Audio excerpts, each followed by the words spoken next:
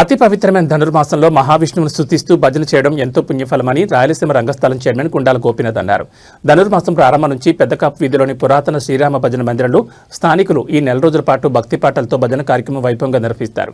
అందులో భాగంగా శ్రీ వెంకటేశ్వర స్వామిని స్తుతిస్తూ భక్తిరస పాటలతో భజన కార్యక్రమాన్ని భక్తి పారవస్యంతో నిర్వహించారు. ఈ రోజు పలుకూరు దామోదరం మంజుల దంపతులు ఉభయదారులుగా పూజాది కార్యక్రమాలు నిర్వహించి భక్తులకు అన్నప్రసాదాలను వితరణ చేశారు. ఈ కార్యక్రమంలో వెంకటనారాయణ, మునికృష్ణయ్య, చిన్నప్ప, కుండాల గోపీనాథ్, కొట్టే సుబ్రహ్మణ్యం, పోలే జనార్దన్ రెడ్డి, మేకల గంగయ్య, మునీందర్ రెడ్డి, లోక ప్రభాకర్ నాయుడు, డాక్టర్ విద్వాన్, కస్పా పద్మనాభం, రామ్ కుమార్, తొండమనాటి సుబ్రహ్మణ్యం రెడ్డి, విజయ, కల్పన, ధనలక్ష్మి, అరుణ, ధనుంజయ రెడ్డి, జీవన్ రెడ్డి, భాస్కర్ రెడ్డి, సుబ్రహ్మణ్యం తదితరులు పాల్గొన్నారు.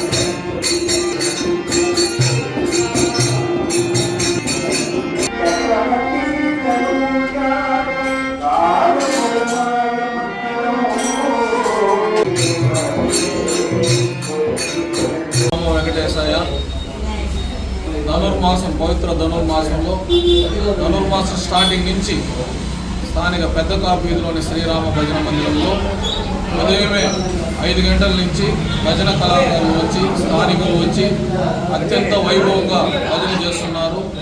ఈరోజు కూడా ఉభయదారులుగా పలుకూరు దామోదరం, మంజుల దంపతులు ఉభయదారులుగా ఉండి పూజాది కార్యక్రమాలు జరిపించారు. ఈ పురాతనమైన శ్రీరామ భజన మందిరంలో ప్రతి ఒక్కరూ వచ్చి స్థానికులు, ఇది భోగి పండుగ వరకు ఈ ధనుర్మాస భజన జరుగుతుంది.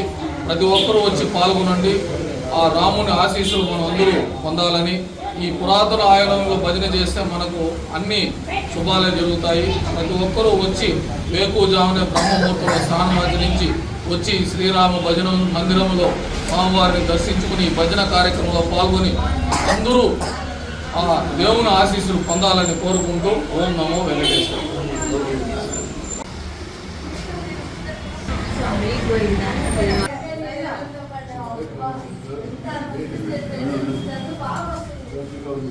Thank you.